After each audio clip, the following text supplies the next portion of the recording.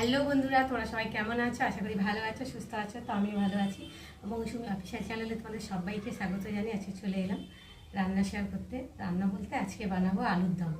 তো তার জন্য আমি আলুগুলো দেখো ছোট ছোট করে কেটে নিয়েছি ডুবো ডুবো করে। আর একটু আমি বেরোবো, মানে একটু ব্যাংকে যাব। ব্যাংকে যেহেতু কাজগুলো রয়েছে অনেকদিন সারা হয়নি, সেগুলো একটু সারবো। তো তার জন্য দেখো ভাত হয়ে গেছে, আর একটু আলুর দম বানিয়ে রেখে যাব। আর এসে যদি কিছু বানাতে পারি, ডিম টিম আছে, তো পরে খাবার সময় পরে বানিয়ে নেব। তো চলো, এখন আমি কড়া বসিয়েছি, কড়াতে এখন আমি তেল দিয়ে দেবো।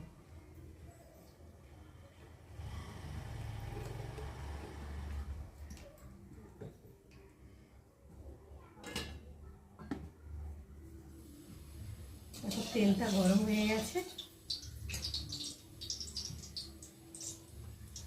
আর এখন আমি দিয়ে দেবো একটু গোটা জিরে।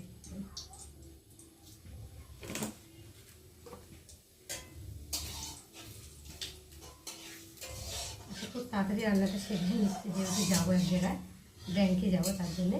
আর এখন 10টা বাজে, যাবো 12:30, 10টায় যাবো। দিয়ে কাজ আছে অনেক, সে কাজগুলো সেরাবো। থাকবো কখন আসবো তারও ঠিক নেই। তো ভাবলাম ভাতটা আর একটু তরকারি করে রেখে যাই, যাই হোক এসে তো খেতে পারবো। আর ফেরার পথে তখন কাজটা সেরে ফেরার পথে খিদে পাবে এত, তখন তার হিসাব করতে ইচ্ছে করবে না, ধৈর্যও থাকবে না।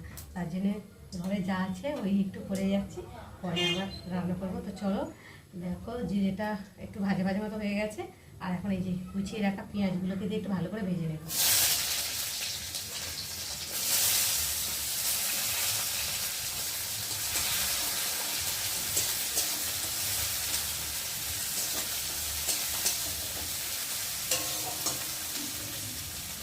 পেঁয়াজটা একটু ভাজা ভাজা হয়ে গেছে, এখন এই পেঁয়াজের মধ্যে আমি আলুগুলোকে দিয়ে ভালো করে ভেজে নেব। তো ছোটো ছোটো করে আলু কেটেছি দেখো, যাতে তাড়াতাড়ি সেদ্ধ হয়ে যায়।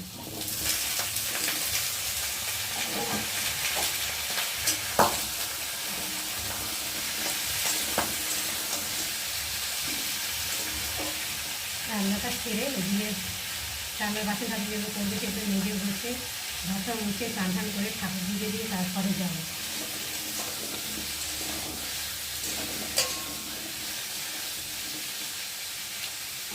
আলুটা একটু লাল লাল করে ভেজে নেবো। আলু একটু লাল লাল করে ভেজে নিলে তবেই টেস্টটা। দেখো বন্ধুরা, আলুটা লাল লাল করে ভেজে নিয়েছি পেঁয়াজের সাথে, পেঁয়াজটাও ভাজা ভাজা হয়ে গেছে। আর আলুটাও দেখো কালারটা অনেকটাই চেঞ্জ হয়ে গেছে। আর এখন আমি দিয়ে দেবো আদা বাটা, রসুন বাটা, জিরে বাটা, লঙ্কার গুঁড়ো, হলুদ গুঁড়ো আর স্বাদ মতো নুন দিয়ে একটু ভালো করে কষিয়ে নিই।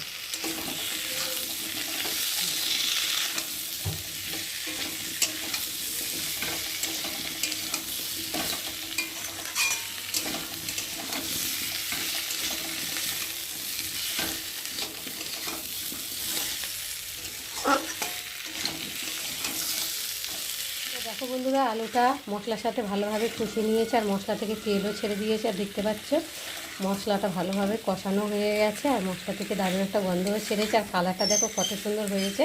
আর এখন আমি পরিমাণ মতো জল দিয়ে ভালো করে একটু সেদ্ধ করে নেব।